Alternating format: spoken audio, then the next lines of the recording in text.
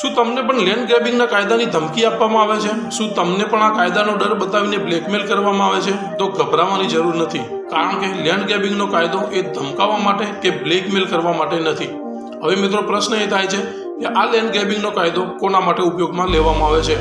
Land ગ્રેબિંગનો કાયદો જ એવું સ્પષ્ટ કહે છે કે આ કાયદો ફક્ત ને ફક્ત ગુનાહિત ઈરાદો ધરાવનાર વ્યક્તિ અને ભૂમાફિયાઓ માટે ઉપયોગમાં લેવામાં આવે છે. કોઈ વ્યક્તિ કાયદાના હક વિના તમારી પ્રોપર્ટીમાં કબજો કરી લે, ગુંડાગીરી કરે અને બળજબરી કરીને તમારી પ્રોપર્ટીમાં કબજો જમાવી લે, તમારી બોગસ સહીઓ કરીને, બોગસ દસ્તાવેજો ઊભા કરીને તમારી જમીન હડપ કરી લે, સરકાર હસ્તકની જમીનો, ગૌચરની જમીનોને હડપ કરી લે, તેવા લોકો માટે આ કાયદાનો ઉપયોગ કરવામાં આવે છે. પરંતુ બાહ્ય ભાગની વેચણીનો તકરાર હોય, શેઠાની તકરાર હોય કે પછી ભાડા કરારની તકરાર હોય, આવી તકરારો લેન્ડ ગ્રેબિંગમાં નથી આવતી.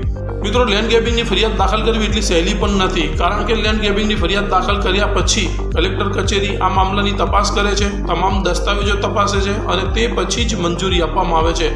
જો આ મેટરમાં કોઈ સિવિલ મેટર દેખાતી હશે તો પછી આવી ફરિયાદ દાખલ નહીં થાય. અને જો તમને માત્ર ને માત્ર દબાણમાં લાવવા માટે આ અરજી કરવામાં આવી હોય અને રદ થઈ ગઈ હોય તો સામેવાળી વ્યક્તિ ઉપર બદનક્ષીનો દાવો પણ દાખલ કરી શકો છો. એટલે મિત્રો, આ કાયદાથી ડરવાનું નથી, કાયદાને સમજવાનો છે, કાયદાને જાણવાનો છે. આવા જ લીગલ અપડેટ્સ અને અવેરનેસના વિડીયો માટે પેજને ફોલો કરી લેજો. આ રીલને સેવ કરીને તમારા મિત્રો સુધી શેર કરી દેજો.